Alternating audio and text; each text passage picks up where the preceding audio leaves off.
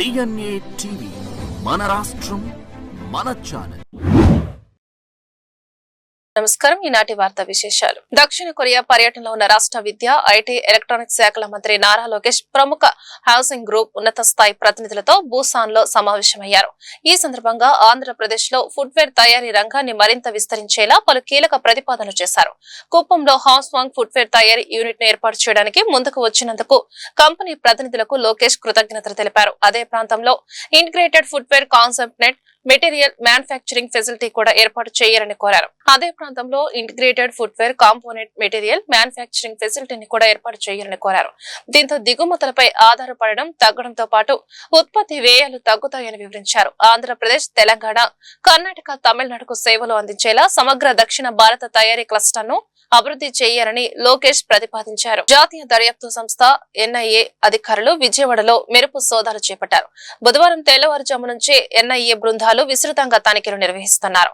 Online ద్వారా యువతను తీవ్రవాదం వైపు ఆకర్షించడం, జిహాదీ కార్యకలాపాలకు ప్రణాళికలు వేయడం వంటి అంశాలపై దర్యాప్తు జరుగుతోంది. ఇటీవల విజయవాడకు చెందిన మహమ్మద్ డానిష్, సోహెల్ బేగ్, మహమ్మద్ రహమతుల్లా అనే ముగ్గురు యువకులను అంతర్జాతీయ ఉగ్రవాద సంస్థలతో సంబంధాలు కలిగి ఉన్నారనే ఆరోపణలపై ఇంటెలిజెన్స్ టాస్క్ ఫోర్స్ పోలీసులు అరెస్టు చేసిన సంగతి తెలిసిందే. ఆన్లైన్ ద్వారా యువతను తీవ్రవాదం వైపు ఆకర్షించడం, జిహాదీ కార్యకలాపాలకు ప్రణాళికలు వేయడం లాంటి ఆరోపణలు వీరిపై ఉన్నాయి. ఈ ముగ్గురు ఇళ్లతో పాటు వారి బంధువుల ఇళ్లలోనూ NIA అధికారులు ప్రస్తుతం సోదాలు చేస్తున్నారు. మొదట విజయవాడ 1 టౌన్ కొత్తపేట పోలీసులు నమోదు చేసిన ఈ కేసులో వేర్వేరు రాష్ట్రాల లింకులు బయటపడడంతో దీని తీవ్రతను బట్టి ఇటీవలే ఈ కేసును అధికారికంగా కేంద్ర దర్యాప్తు సంస్థ NIA కు బదిలీ చేశారు. మాజీ సీఎం జగన్ మావిగన్ రాజకీయ ఎత్తుగడను నమ్మే పరిస్థితుల్లో ప్రజలు లేరని మంత్రి నారాయణ అన్నారు. అమరావతి నిర్మాణ పనుల పురోగతిపై కాంట్రాక్ట్ సంస్థల ప్రతినిధులతో మంత్రి నారాయణ ఈ రోజు సమీక్ష నిర్వహించారు. నిర్మాణంలో ఉన్న ప్రభుత్వ భవనాలు, రోడ్లు, LPS లేఅవుట్లు పనుల పురోగతిపై చర్చించారు. ప్రాజెక్టుల వారీగా పనులు ఎంత మేరకు పూర్తయ్యాయనే దానిపై కాంట్రాక్ట్ సంస్థలను వివరాలు అడిగి తెలుసుకున్నారు. అనంతరం మంత్రి మాట్లాడుతూ మావిగన్ అంటే ఏ బస్ ఎక్కాలంటూ ప్రజలు నవ్వుకుంటున్నారని తెలిపారు. ప్రజలకు పరిపాలన సులభాంతరం చేసేందుకు అన్ని వ్యవస్థలను ఓ చోటకు తీసుకొస్తే అవగాహన లేకుండా మావిగన్ అంటూ మాట్లాడుతున్నారని మండిపడ్డారు. ఎవరెన్ని కుట్రలు పనినా అనుకున్న సమయానికి అమరావతి తొలి దశ పనులు పూర్తవుతాయని స్పష్టం చేశారు. 217 చదరపు కిలోమీటర్లో ఏదైతే బేసిక్ ఇన్ఫ్రాస్ట్రక్చర్ అయినటువంటి ట్రంక్ రోడ్స్ 350 కిలోమీటర్లు కావచ్చు, లేఅవుట్స్ రోడ్స్ 1500 కిలోమీటర్స్ కావచ్చు, లేదా అధికార భవనాలు 4026 కావచ్చు, 5 ఐకానిక్ టవర్స్ అడ్మినిస్ట్రేటివ్ టవర్స్ కావచ్చు, 250 మీటర్లు ఎత్తుండే అసెంబ్లీ బిల్డింగ్ కావచ్చు, హైకోర్టు బిల్డింగ్ కావచ్చు, గవర్నర్స్ బిల్డింగ్ కావచ్చు, జ్యుడిషియల్ బిల్డింగ్ కావచ్చు, ఇవన్నీ కూడా ఎంతో వేగవంతంగా ఈరోజు వర్క్ జరుగుతున్నాయి. ఏదైతే షెడ్యూల్ ఇచ్చామో షెడ్యూల్ ప్రకారం ఈరోజు వర్క్ జరుగుతున్నాయి. ఎమ్మెల్యేలది అయితే పూర్తి అయిపోయింది. ఎమ్మెల్యేల యొక్క బిల్డింగ్స్ పూర్తి అయిపోయినాయి. MLCలు అయితే ఈ మంత్ ఎండ్కి అది కూడా హ్యాండ్ ఓవర్ చేస్తున్నారు. ఆ ఏజెన్సీ వాళ్ళు ఎమ్మెల్యేలు అయితే ఈ నెల 15వ తేదీ అఫీషియల్గా వాళ్ళు హ్యాండ్ ఓవర్ చేస్తున్నారు. ఈ మంత్ ఎండ్కి MLC all India IAS officer hand over చేస్తున్నారు. ఇవన్నీ కూడా వెంటనే GIDకి హ్యాండ్ ఓవర్ చేస్తున్నాం. GID వాళ్ళ ప్రొసీజర్లో అధికారులకు అలాట్ చేయబోతున్నారు. అదేవిధంగా గ్రూప్ 1, గ్రూప్ 2, అదేవిధంగా gazette officers, non gazette officers యొక్క టవర్స్ కూడా ఎంతో వేగవంతంగా జరుగుతున్నాయి. కొన్ని మంత్ హ్యాండ్ ఓవర్ చేస్తున్నారు, కొన్ని నెక్స్ట్ మంత్ అంటే ఆగస్ట్ ఎండ్కి కొన్ని హ్యాండ్ ఓవర్ చేస్తున్నారు, కొన్ని బ్యాలెన్స్ ఉంటే నెక్స్ట్ మంత్లో హ్యాండ్ ఓవర్ చేస్తున్నారు. ఇవన్నీ కూడా GIDకి హ్యాండ్ ఓవర్ చేస్తాం, వాళ్ళ అధికారులకు హ్యాండ్ ఓవర్ చేయడం. ఇంత వేగవంతంగా ఇక్కడ అమరావతి క్యాపిటల్ సిటీ అటు ట్రంక్ రోడ్స్ అయినా లేఅవుట్స్ అయినా, రోడ్లు అంటే ఉత్తర రోడ్ వేయటం కాదండి. రోడ్డు అంటే నేషనల్ హైవే లాగా నేషనల్ హైవేతో కంపేర్ చేస్తున్నారు. నేషనల్ హైవేలు రోడ్డు మాత్రం వేస్తారు. ఎక్కడన్నా టౌన్ వస్తే టౌన్ దగ్గర లైట్స్, పక్కన డ్రైన్స్ కడుతున్నారు. ఇది ఒకప్పుడు ఉండేది కాదు. కానీ ఇక్కడ ఇది ఇంటర్నేషనల్ లెవెల్లో, ఇంటర్నేషనల్ స్టాండర్డ్లో ఇక్కడ UGD బాత్రూమ్ నుంచి, కిచెన్ నుంచి, టాయిలెట్స్ నుంచి వాటర్ అంతా భూమి లోపల వాటర్.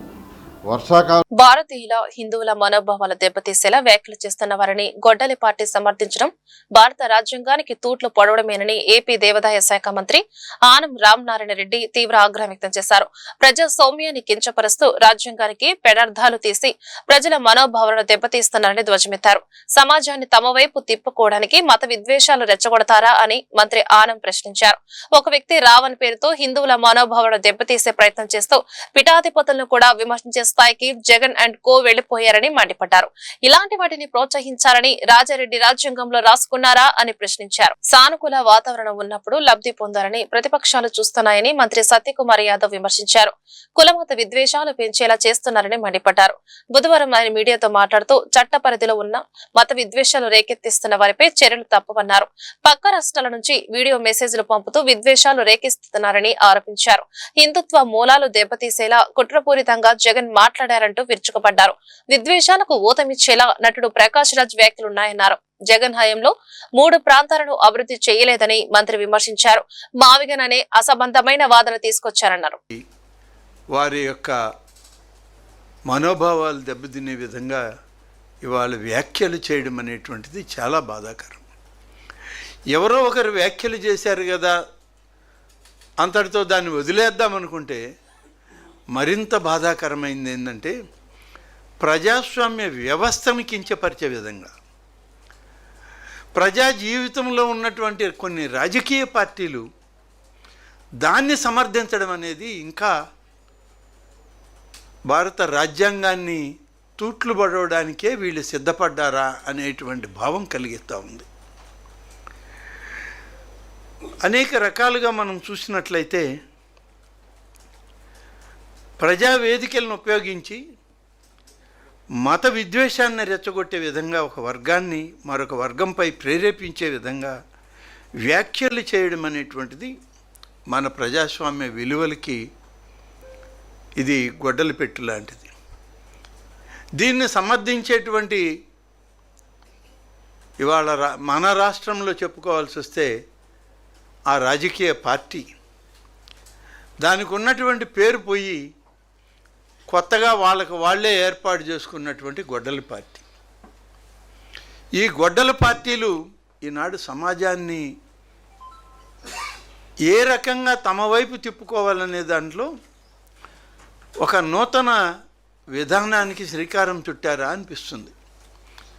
అంటే అనేక రకాల ఇజాలు అయిపోయినాయి ఈ దేశంలో, ఈ రాష్ట్రంలో. కమ్యూనిజం అని, నక్సలిజం అని అనేక రకాలుగా ఆనాడు ఉన్నటువంటి ఆ పరిస్థితుల ప్రభావంతో కొన్ని ఆనాడు పోరాటాలు వచ్చినాయే తప్ప మతాల పేరుతో ఈ దేశంలో ఉన్నటువంటి కులాల పేరుతో ఆనాడు కొత్తగా పోరాటాలు రాలేదు, పోరాటాలు జరగలేదు. కానీ దుర్మార్గంగా ఇన్ని దశాబ్దాల స్వతంత్రం తర్వాత భారతదేశంలో రాజ్యాంగం ఏర్పడిన తర్వాత ఈరోజు కొత్తగా మత విద్వేషాలకి పూనుకుంటున్నారంటే తప్పని. రాష్ట్రంలో విచిత్ర పరిస్థితులు నెలకొన్నాయని, ఎస్సీలను పావులుగా వాడుకుని రాజకీయాలు చేస్తున్నారని బీజేపీ రాష్ట్ర అధ్యక్షుడు పీవీఎన్ మాధవ్ వ్యాఖ్యానించారు. అధికారంలోకి వచ్చేందుకు ఎస్సీలను వాడుకుంటున్నారని ఆరోపించారు. విదేశీ శక్తులు కూడా కుట్రలో పాలుపంచుకుంటున్నాయన్నారు. విద్రోహ కార్యకలాపాలు చేసే వాళ్లందరూ ఇక్కడకు చేరుకుంటున్నారని తెలిపారు. హైకోర్టు తీర్పును ఉద్దేశించి పలువురు సభలు పెట్టి మాట్లాడుతున్నారని అన్నారు. విజయవాడలోని బీజేపీ రాష్ట్ర కార్యాలయంలో నిర్వహించిన బీజేపీ ఎస్సీ మోర్చా రాష్ట్ర పదాధికారుల సమావేశంలో బీజేపీ రాష్ట్ర అధ్యక్షుడు పీవీఎన్ మాధవ్ పాల్గొన్నారు. ఈ సందర్భంగా ఆయన మాట్లాడుతూ ఏపీలో పెద్ద నాటకం జరుగుతోందని మాధవ్ అన్నారు. ఎవరినైనా ఏది పడితే అది మాట్లాడొచ్చని అనుకుంటున్నారని, హిందూ దేవతలను తిడుతున్నారని ఆగ్రహం వ్యక్తం చేశారు. మాట్లాడిన తర్వాత అరెస్టు చేస్తే హక్కుల ఉల్లంఘన అంటున్నారన్నారు. సినిమా తారలు, యూట్యూబర్స్ ఇష్టం వచ్చినట్లు మాట్లాడుతున్నారని, వీరిపై ఎందుకు దేశద్రోహం కేసులు పెట్టకూడదని ప్రశ్నించారు. మంది దళితవాదం పేరు మీద ఉన్న వాళ్ళు ఇంకొక ముసుగేసుకొని ఇవాళ ముందుకొచ్చి అనేక రకాల మాటలు మాట్లాడటం ఏదైతే ఉందో, అనేక రకాల అవాక్కులు చవాకులు, అత్యంత దిగజారుడు మాటలు, సభ్య సమాజం సిగ్గుపడే విధంగా ప్రవర్తించడం, నువ్వు ఏ అంశం గురించి ఆ వేదిక ఏర్పాటు చేసుకున్నావు ఆ అంశాన్ని పక్కన పెట్టి హిందూ దేవీ దేవతలను తిట్టడం, తోలనాడటం, కేవలం ఆ మేరకే కాకుండా రాజకీయ నాయకుల్ని అత్యంత నీచంగా మాట్లాడే తీరు, ఒకళ్ళ తర్వాత ఒకళ్ళు తగదునమ్మా అనే విధంగా చేస్తున్న తీరు ఏదైతుందో ఇది రాష్ట్రంలో ఒక విభజనవాదాన్ని, వేర్పాటువాదాన్ని, అలాగే వైషమ్యాలని, విషాన్ని జమ్మడానికి తప్ప ఇంకోటి కాదు. కనుక ఇటువంటి యొక్క ఆలోచన పదాన్ని మన అటల్ బిహారీ వాజ్పేయి గారు చెప్పారు, will crush the crushing mind set. తప్పనిసరిగా ఆంధ్రప్రదేశ్ భారతీయ జనతా పార్టీ ఆధ్వర్యంలో ఈ యొక్క మైండ్ సెట్ని విల్ క్రష్, ఆ విధంగా ఎక్కడ ఉపేక్షించే అవకాశం లేదు. ఇటువంటి ఆలోచన ఏదైతే మీరు బయలుదేరి తీసుకొస్తున్నారో ఎవరి మీద ఈ యొక్క ఆలోచన ప్రయోగించాలి, ఏ అంశాల కారణంగా మిమ్మల్ని ఈ విధంగా ముందుకు పురుగొల్పి మతం మారడానికి కారణమైన ఎవరైతే ఆ వేదికలు ఉన్నాయో, ఏవైతే ఆ శక్తులు ఉన్నాయో ఆ శక్తుల్ని ప్రశ్నించాలి, మిషనరీస్ని ప్రశ్నించాలి, పోపుని ప్రశ్నించాలి. ఎందుకు మమ్మల్ని ఇవాళ క్రైస్తవంలో మారితే మాకంత అద్భుతం జరుగుతుందని చెప్పారు, ఎందుకు జరగలేదు నిలదీయాలి. ఇవాళ ఎవరిది తప్పని అంశాన్ని మాట్లాడే సమయంలో మాట్లాడే అంశాలు ఏమై ఉండాలి, అడగాలి. తప్పనిసరిగా తప్పేం లేదు, అందరికీ ఇక్కడ వాక్ స్వాతంత్రం ఉంది, అందరూ అడగచ్చు వాళ్ళకి సంబంధించిన అంశాన్ని. చంద్రబాబు అన్ని క్రైస్తవ వర్గాలను సమానంగా ప్రేమిస్తారని, క్రైస్తవులకు ఏ సమస్య వచ్చినా నేనున్నానంటారు, ముందుంటారని క్రైస్తవ కార్పొరేషన్ మాజీ డైరెక్టర్ డాక్టర్ సే జాన్ వెస్లీ చెప్పారు. ప్రతిపక్షంలో ఉన్నప్పుడు కూడా సెమీ క్రిస్మస్ వేడుకలు నిర్వహించి పాస్టర్లు, మిషనరీలు, ఆర్చ్ బిషప్లను చంద్రబాబు గౌరవించారని తెలిపారు. చంద్రబాబు వల్ల మాత్రమే క్రైస్తవులకు న్యాయం జరుగుతోందని ఆయన స్పష్టం చేశారు. చంద్రబాబు నాయుడు క్రైస్తవులకు ఏమీ చేయట్లేదని సోషల్ మీడియా పత్రికల్లో వస్తున్న ఆరోపణలను క్రైస్తవ కార్పొరేషన్ మాజీ డైరెక్టర్ డాక్టర్ సే జాన్ వెస్లీ ఖండించారు. గాంధీనగర్ ప్రెస్ క్లబ్ లో ఏర్పాటు చేసిన విలేకరుల సమావేశంలో ఆయన మాట్లాడారు. గత ప్రభుత్వ హయాంలో పాస్టర్లకు నెలకు 5,000 రూపాయల గౌరవ వేతనం ఇవ్వాలని తాను కోరగా చంద్రబాబు సానుకూలంగా స్పందించి నిధులు మంజూరు చేశారని గుర్తు చేశారు. ప్రతిపక్షంలో ఉన్నప్పుడు కూడా సెమీ క్రిస్మస్ వేడుకలు నిర్వహించి పాస్టర్లు, మిషనరీలు, ఆర్చ్ బిషప్లను చంద్రబాబు గౌరవించారని తెలిపారు. తాను Christian finance corporation state director గా ఉన్న సమయంలో చంద్రబాబు నాయుడు చర్చిల నిర్మాణాలకు భారీగా నిధులు విడుదల చేశారని, దీనివల్ల నో గంటపల్లితో పాటు అనేక ప్రాంతాల్లో చర్చిలు నిర్మించబడ్డాయని జాన్ వెస్లీ వివరించారు. 15 సంవత్సరాలు పనిచేశాను. స్టేట్ ప్రెసిడెంట్గా క్రిస్టియన్ విభాగంలో పనిచేశాను, జనరల్ సెక్రటరీగా క్రిస్టియన్ విభాగంలో పనిచేశాను. ముందుగా క్రైస్తవులకు పెద్దపేట వేసింది చంద్రబాబు నాయుడు గారు. ఎందుకంటే ప్రతిపక్షంలో ఉన్నప్పుడు చంద్రబాబు నాయుడు గారు క్రైస్తవుల్ని ఎంతో గౌరవించారు. మరి సెమీ క్రిస్మస్లు జరిగించారు. పాస్టర్లకి, బిషప్పులకి, ఆర్చ్ బిషప్పులకి, మిషనరీలని ఎంతో గౌరవించారు. నేను సోషల్ మీడియాలో ఇంకా అనేక సార్లు వింటున్నాను, క్రైస్తవులకు మరి వ్యతిరేకంగా ఉన్నారని కొన్ని విషయాలు నేను విని మీడియా ముందుకు వస్తాం జరిగింది. అలాగే క్రిస్టియన్ కార్పొరేషన్ ఏర్పాటు చేసిన ఘనత చంద్రబాబు నాయుడు గారిది. ఎందుకంటే అంతకుముందు క్రైస్తవులకు, ముస్లిమ్స్కి కలిసి ఉండేది మైనార్టీ. అలా కాకుండా మేము అడిగినప్పుడు క్రైస్తవులకు ప్రత్యేకంగా కార్పొరేషన్ ఏర్పాటు చేసిన ఘనత చంద్రబాబు నాయుడు గారు. అలాగే పాస్టర్స్కి ఫస్ట్ గవర్నమెంట్ ఉన్నప్పుడు, ఆంధ్రప్రదేశ్ తెలంగాణ ఇడిపోయినప్పుడు ఫస్ట్ గవర్నమెంట్ చంద్రబాబు గారు ఉన్నప్పుడు నేను స్టేట్ డైరెక్టర్గా చేశాను. మరి ఆ టైంలో మేము చంద్రబాబు గారిని అడిగాం, అయ్యా పేదలకి కొద్దిగా సహాయంగా ఒక 5,000 రూపాయలు ఇస్తే బాగుంటుందని మేము అడిగాం. ఆన్ ద రికార్డ్ నాది ఉండొచ్చు, మరి నాకు తెలియదు. అప్పుడు చంద్రబాబు గారు ఏది నో చెప్పకుండా ఎస్ అని చెప్పారు. ఆ తర్వాత మరి మా యొక్క టీడీపీ ప్రభుత్వం వస్తే కొనసాగించేవాళ్ళం. ఆ తర్వాత జగన్మోహన్ రెడ్డి గారి ప్రభుత్వం వచ్చింది. ఆ తర్వాత మరి మేము ప్రతిపక్షంగా ఉండటం జరిగింది. అలాగే ఇప్పుడు టీడీపీ ప్రభుత్వంలో పాస్టర్స్కి ఒకసారి అమౌంట్ వేస్తాం జరిగింది, చాలామంది చెప్పారు. కాబట్టి చంద్రబాబు గారు క్రైస్తవులకు వ్యతిరేకి కాదు, ఆయన క్రైస్తవులను ఎంతో గౌరవించి మరి వచ్చిన వాళ్ళకి విందించి అనేక మరి ఎంతో గౌరవప్రదంగా వారు చూస్తాం జరుగుతుంది. అలాగనే మరి ఇక్కడ నోగంటిపల్లి ఎక్కడో అవసరం లేదు, ఆఖరిపల్లి దగ్గర నోగంటిపల్లి మందిరాలు కట్టిస్తానికి ఫండ్స్ రిలీజ్ చేశారు. అప్పుడు నేను స్టేట్ డైరెక్టర్గా ఉన్నాను. మరి జార్జ్ గారు మందిరం కట్టించబడటానికి క్రిస్టియన్ కార్పొరేషన్ నుంచి వెళ్ళిన ఫండ్సే అలాగే అనేక చోట్ల రాష్ట్రంలోని ప్రభుత్వ పాఠశాలలను కార్పొరేట్ స్థాయిలో అభివృద్ధి చేసేందుకు ప్రభుత్వం అనేక సంస్కరణలు చేపడుతుందని ఎమ్మెల్యే బోండా ఉమామహేశ్వరరావు పేర్కొన్నారు. ప్రతి విద్యార్థికి నాణ్యమైన విద్యను అందించేందుకు కూటమి ప్రభుత్వం కట్టుబడి ఉందని స్పష్టం చేశారు. విద్యా అభివృద్ధి కోసం ప్రభుత్వానికి స్వచ్ఛంద సంస్థలు భాగస్వామ్యం అందించాలని ఎమ్మెల్యే కోరారు. సింగనగర్ లోని స్వామి వివేకానంద పాఠశాలలో ఆల్ ఇండియా ఫెడరేషన్ రాష్ట్ర కార్యనిర్వహణ కార్యదర్శి ఆలా తారక రామారావు ఆధ్వర్యంలో విద్యా సామగ్రి పంపిణీ కార్యక్రమం జరిగింది. ఈ కార్యక్రమానికి ప్రభుత్వ విప్ సెంట్రల్ నియోజకవర్గ శాసనసభ్యులు బోండా ఉమామహేశ్వరరావు ముఖ్య అతిథిగా హాజరయ్యారు.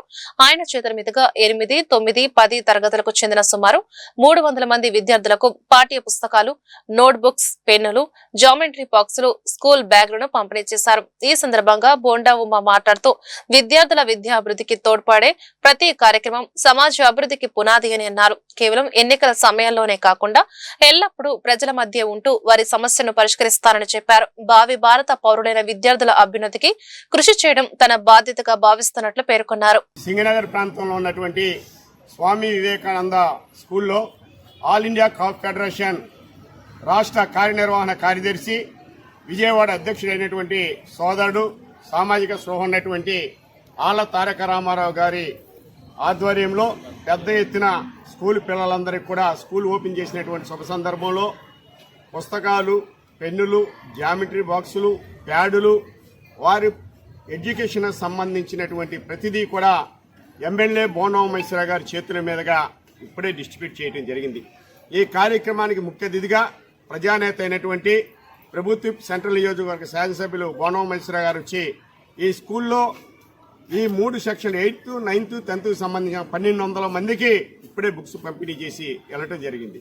బోండా ఉమామహేశ్వరరావు గారంటే ఏదో ఎన్నికల సమయంలో వచ్చి కనిపించి వెళ్ళేటువంటి ఇతర రాజకీయ పార్టీలకు సంబంధించినటువంటి ప్రజాప్రతినిధి ఎమ్మెల్యే కింద కాదు, నిరంతరం ప్రజల మధ్య నుండి ప్రజా సమస్యలు పరిష్కారం చేసేటువంటి విధంగా భావి భారత పౌరులైనటువంటి విద్యార్థులను కూడా తీర్చిదిద్దేటువంటి విధంగా ఎవరైతే మంచి స్కూల్స్ ద్వారా విద్యార్థులకి మంచి విద్యను బోధిస్తున్నారో ఆ స్కూల్స్ కూడా ఎంకరేజ్ చేసేటువంటి విధంగా అనేక రకాలైనటువంటి కార్యక్రమాలు చేయటం ఆయనకు నిత్యకృత్యమైంది. ఈ రోజు ఆళ్ల తారక రామారావు గారి ఆధ్వర్యంలో వివేకానంద స్కూల్లో పిల్లలందరూ కూడా స్కూల్ బుక్స్ ఒక పక్కన, జామెట్రీ బాక్స్ ఒక పక్కన, ప్యాడ్లు ఒక పక్కన, పెన్నులు ఒక పక్కన, ఇతరితర సామాగ్రి పిల్లలకు అవసరమైనటువంటి బ్యాగులతో సహా ఇచ్చినటువంటి శుభ సందర్భంలో పిల్లలకి బోండా ఉమామహేశ్వరరావు గారు ఆశీస్సులు ఇవ్వటమే కాకుండా రాబోయేటువంటి రోజుల్లో వాళ్ళ విద్య శుభ సందర్భాన్ని చూసా.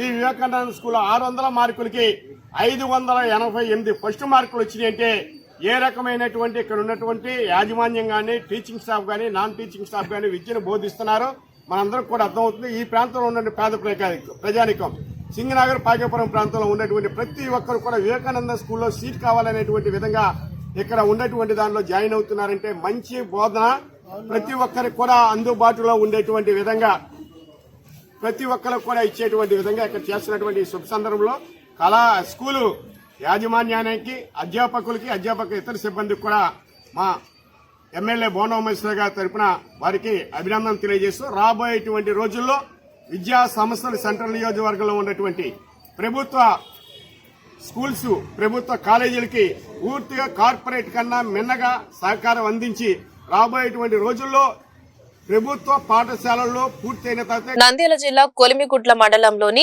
పిఎస్ లో జరిగిన కస్టోడియల్ డెత్ ను విచారించి తమకు న్యాయం చేయాలని గౌరవ హైకోర్టును లీగల్ ఆక్షన్ ఫోరం కన్వీనర్ గిరి, బాధితులు వంకదారి చిన్నప్ప ఆశ్రయించారు. కస్టోడియల్ డెత్ విషయమై గౌరవ డీజీపీని, గౌరవ హోంమంత్రిని కలిసినప్పటికీ తమకు న్యాయం జరగలేదని, కొలిమిగుడ్ల సీఐ రమేష్ బాబు దొమ్మరి వెంకట సుబ్బయ్య అనే వ్యక్తిని చంపేసి ఆత్మహత్యగా చిత్రీకరించారని ఆరోపించారు.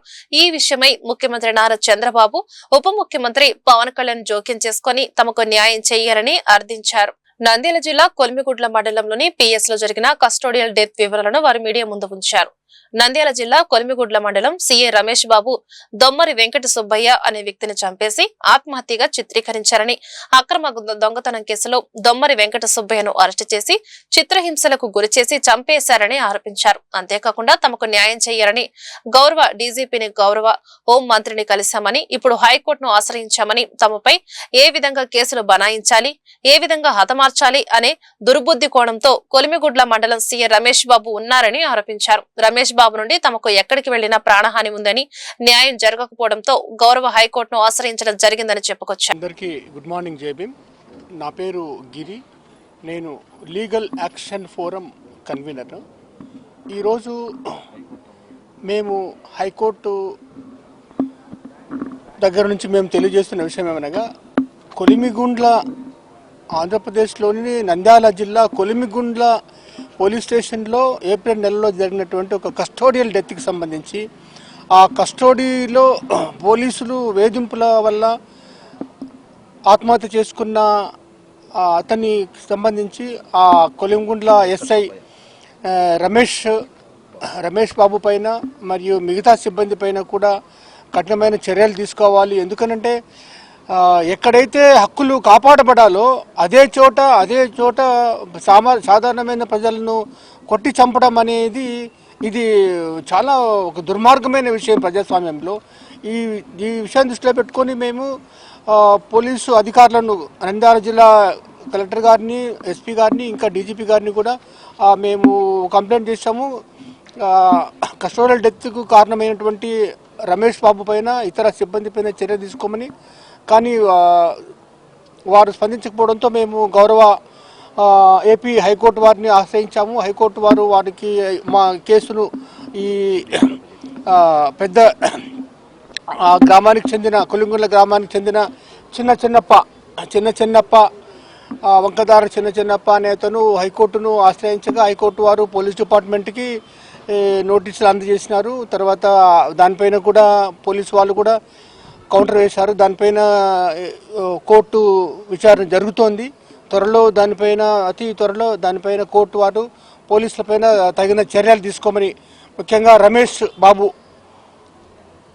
కొలింగుండ్ల సిఐ రమేష్ బాబు మరి ఇతర సిబ్బంది ఎవరైతే వెంకట సుబ్బయ్య అనే అతన్ని పోలీస్ స్టేషన్లో వేధింపుల ద్వారా కస్టోడియల్ డెత్కు గురి చేశారో వారందరిపైన కూడా చర్య తీసుకోమని ఆదేశాలు జారీ చేస్తుందని, అందుకోసము గౌరవ జడ శ్రవణ్ కుమార్ అడ్వకేట్ ద్వారా చిన్నప్ప గారు ఈ పిటిషన్ వేయడం జరిగింది. ఈ విషయంలో మేము పూర్తిగా చిన్నప్పకు మద్దతుగా లీగల్ యాక్షన్ ఫోరం ఉంటుందని తెలియజేస్తున్నాం. సిఏ రమేష్ బాబు, నా పేరు వంకదారి చిన్నప్ప, కొనుగుల గ్రామం, కొనుగుల మండలం, నంద్యాల జిల్లా మాది. అయితే గత కాలంలో మా మీద కూడా తప్పుడు కేసులు పెట్టి నానా రకాలుగా ఇబ్బంది పెట్టాడు. ఈ విషయంగా నాకు కూడా కాళ్ళకు రక్తం గూలు గడెత్తిన వరకు కొట్టి తప్పుడు కేసులు బనాయించి నన్ను కూడా చంపాలనుకున్నాడు. అక్కడ కొందరు రాజకీయ మాటలు విని నేను 112 భూమిలో అనుమతులు ఉండేదాన్ని కబ్జా చేయడం కోసం రాజకీయ నాయకులతో కుమ్మక్కై నా మీద తప్పుడు కేసులు బనాయించి నన్ను కొట్టి చంపేసి నా భూమిని తీసుకోవాలనే ఉద్దేశంతో సి రమేష్ బాబు గారు కొట్టి నానా రకాలుగా ఇబ్బంది పెట్టాడు. ఈ విషయంగా నేను ఇలాగే జరిగింది. ఈయన పేరు వెంకట సుబ్బయ్య గారు, దాంట్లో దొంగతనం కేసులో కొట్టి చంపేశాడు. అతను కొట్టి చంపేసి అతనంతకు అతనే ఊరేసుకొని చనిపోయాడు అని చెప్పి, ఆ తర్వాత ఫ్యామిలీతో ఏం జరిగిందో ఏమో తెలియదు, ఇంకా అది బయటికి రాలేదు. మాకు ఈ విషయం తెలుసుకున్నాం మేము. సిఏ రమేష్ బాబు గారు కొట్టి చంపేశాడని కొనుగోళ్ళ మండలం అంతా తెలుసు, నంద్యాల జిల్లా అంతా తెలుసు. అయితే తనపైన ఎవరు చర్యలు తీసుకోలేదు. చర్యలు తీసుకొని పోగా మేము సమాచారం చట్టం అడిగినా కూడా మాకు ఎఫ్ఐఆర్ కాపీ కూడా ఇవ్వలేదు. సమాచారం చట్టం అడిగినా కూడా మీరు థర్డ్ పార్టీ మీకు ఎలా ఇస్తామని చెప్పేసి చాలా రకాలుగా ఇబ్బంది ఉంది. కానీ అతనితో నాకు ఎప్పటికైనా ప్రాణాపాయం ఉంటుందని చెప్పేసి ఈ మీడియా మిత్రులు తెలియపరుచుకుంటూ ఇదే విషయాన్ని ఏపీ డీజీపీ గారికి ఇచ్చాను, ఏపీ డీజీపీ దొరవారికి ఇచ్చాను, మళ్ళీ హోమ్ మినిస్టర్ మేడం గారికి, అనిత మేడం గారికి కూడా అర్జీ రూపంలో ఇచ్చుకున్నాం మేము. కానీ ఎటువంటి న్యాయం జరగకపోగా గౌరవ ఏపీ ఉన్నత న్యాయస్థానాన్ని హైకోర్టును ఆశ్రయించడం జరిగింది. ఈ విషయంలో సిబిఐ వాళ్ళు కూడా, సిబిఐ సార్ కూడా ఎంక్వైరీ చేసుకున్నారు. సిబిఐ కూడా ఎంక్వైరీ చేయమని సిబిఐ సిఐడి రెండు సిబిఐ సిఐడి ఇద్దరు ఎంక్వైరీ చేసుకుని వాళ్ళపైన చట్టమైన చర్యలు తీసుకుంటామని చెప్పి దాంట్లో కోర్టులో. ఈ వార్త ఇంతటితో సమాప్తం. నమస్కారం.